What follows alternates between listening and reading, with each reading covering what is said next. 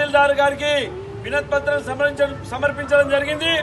ఎందుకోసమంటే ఈ యొక్క రాష్ట్ర ప్రభుత్వం నిర్లక్ష్యం కారణంగా రైతాంగానికి ఆ యొక్క యూరియా యాప్ ద్వారా అనేక రకాలుగా ఇబ్బంది జరుగుతూ ఉంది. ఎందుకోసమంటే మండల్ యూనిట్ గతంలో జిల్లా యూనిట్ తీసుకొచ్చారు, ఆ తర్వాత మండల్ యూనిట్ తీసుకొచ్చారు.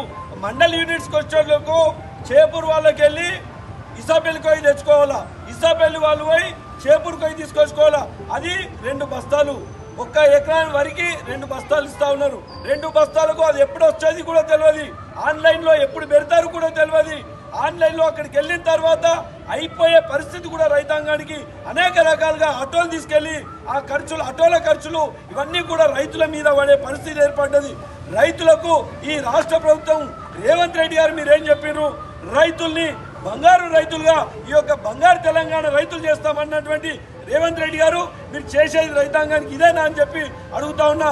మీకేమాత్రం రైతులపై చిత్తశుద్ధి ఉంటే మీరు ఇచ్చినటువంటి హామీలతో పాటు ఇది కూడా యూరియా యాప్ని ఆ యొక్క గ్రామ యూనిట్గా తీసుకొచ్చి రైతులకు సరిపడా యాప్లో లేకుండా ఇప్పుడున్నటువంటి అనేక రకాలుగా డిజిటల్స్ వస్తూ ఉంది.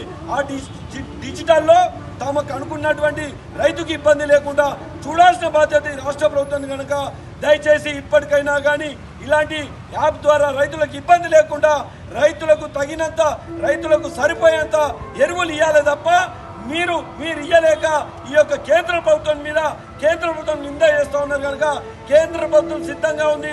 కేంద్ర ప్రభుత్వం చెప్తా ఉంది, అయ్యా మీరు ఏది అడిగినా కూడా మేము ఇవ్వడానికి రెడీ ఉన్నాం, మీరు ఇండియన్ పెట్టండి, రాష్ట్రం నుంచి కేంద్ర ప్రభుత్వం ఇవ్వడానికి సిద్ధంగా ఉందని చెప్పి ఒక పక్క కేంద్ర వ్యవసాయ శాఖ మంత్రులు శివరాజ్ సింగ్ చౌహాన్ గారు చెప్తా ఉన్నారు. కానీ మీరు చేయలేక కేంద్రం మీద పడితే ఖబర్దార్ రేవంత్ రెడ్డి గారు, ఖబర్దార్ కాంగ్రెస్ నాయకులకు అడుగుతా ఉన్నా, మీరు ఇప్పటికైనా చిత్తశుద్ధితోని రైతులకు కావలసినంత ఎరువులు ఇవ్వాలని చెప్పి మేము డిమాండ్ చేస్తూ ఉన్నాం.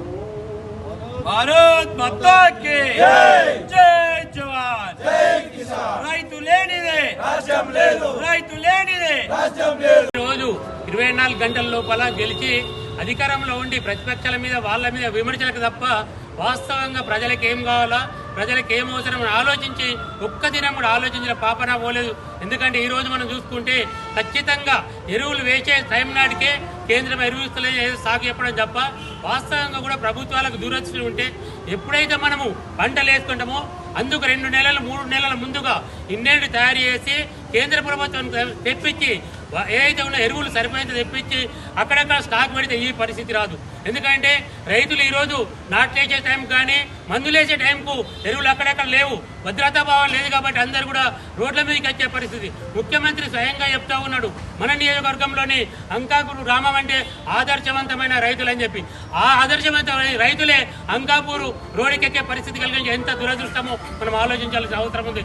ఎందుకంటే గతంలో ఒకసారి 96 నుంచి 2004 వరకు చూస్తే అంతకుముందు కూడా ఇదే పరిస్థితి ఉండేది. కానీ 96 నుంచి 2004 వరకు ఏ రైతు కూడా ఒక్క సంచి కూడా ఇళ్లలో పెట్టుకోలేదు. ఖచ్చితంగా పొలాలకు పోయేటప్పుడు పొద్దున రైతులు సంచులు తీసుకొని పోయి పొలాలు వేసుకునే పరిస్థితి ఉండేది. మరి వచ్చినటువంటి ప్రభుత్వాలు గతంలో కానీ ఇప్పుడే కానీ ఎప్పుడు కూడా ఎరువుల కొరకు కొరత, మరి లైన్లో చెప్పులు పెట్టడము, రైల్లో సొమ్మచిల్లి పడిపోవడం ఈ విధంగా చేస్తున్నారు తప్ప ఏ రోజు కూడా రైతుల పట్ల ఇప్పుడున్నటువంటి ముఖ్యమంత్రి రేవంత్ రెడ్డి ప్రభుత్వానికి చిత్తశుద్ధి లేదు. ఎందుకంటే చిత్తశుద్ధి ఉన్నట్లయితే 3 నెలల ముందే ఇన్నేంటి పంపించి 2 నెలల ముందే అక్కడెక్కడ స్టాక్ పెట్టినట్లయితే ఈ రోజు రైతులలో ఈ అభద్రత భావం కలిగి ఉండేది కాదు. అవసరం ఉన్న మేర రైతులు ఏదైతే ఉన్న ఎరువులు తీసుకొని వ్యవసాయానికి వాడుకునేవారు. ఈ రోజు ఒక పక్క లేబర్ పరిస్థితి ఘోరంగా ఉన్నప్పుడు రైతులు 2 బస్తాలు 4 బస్తాల కొరకు 2 రోజులు 3 రోజులు తిరిగితే ఆ ఇచ్చే ఎరువుల బస్తా కంటే ఎక్కువ కూడా ఈ తిరుగుడు కూడా అధిక మొత్తంలో వల్ల ఖర్చులు అవుతుంది. ఇప్పటికైనా ముఖ్యమంత్రి, మంత్రులు, ప్రభుత్వము ఏదైతే ఉన్న రైతుల పట్ల దృష్టి పెట్టి భద్రతా భావంతో కల్పించే విధంగా అన్ని సొసైటీలలో 100% సొసైటీలు ప్రతి గ్రామానికి ఎక్కడ ఉంటాయి కాబట్టి ప్రతి సొసైటీ కూడా సరిపోయేంత మందులు తీసుకొచ్చి ఏదో 1-2 అని కాకుండా యాప్ కాకుండా కూడా డిజిటల్ మంచిదే కావచ్చు, కానీ సగానికి సగం మంది రైతులు డిజిటల్ వారి పరిస్థితి లేదు. అందులో మహిళలు ఉంటారు, మరి ఓటీపీ అంటున్నారు, బుక్ చేస్తే రేవంటున్నారు. బుక్ చేయడానికి టైం అంటున్నారు. అది ఎప్పుడు బుక్ చేయాలనో తెలియదు. బుక్ చేస్తే 24 గంటల లోపల క్యాన్సిల్ అవుతున్నది. ఈ విధంగా ఎన్నో తిప్పలు పెట్టి ఒక 2 మంది సంచుల కొరకు ఎకరంగా మీరు ఇచ్చే బోడి 2 మంది సంచుల కొరకు ఇంతగానం చెప్తే ఖచ్చితంగా ఈ ప్రభుత్వం ఏదైతే కూలిపోక మారదు. ఎందుకంటే రైతులతో పెట్టుకున్న ఏ ప్రభుత్వం కూడా ఇప్పటికి మనుగడ సాగించలేదు. కాబట్టి ఇకనైనా బుద్ధి తెచ్చుకొని రైతులందరికీ సరిపోయేంత ఏదైతే ఉన్న యూరియా యాప్ ద్వారా కాకుండా మాన్యువల్ ద్వారా ఇవ్వాలని చెప్పి ఈ సందర్భంగా డిమాండ్ చేస్తా ఉన్నాం.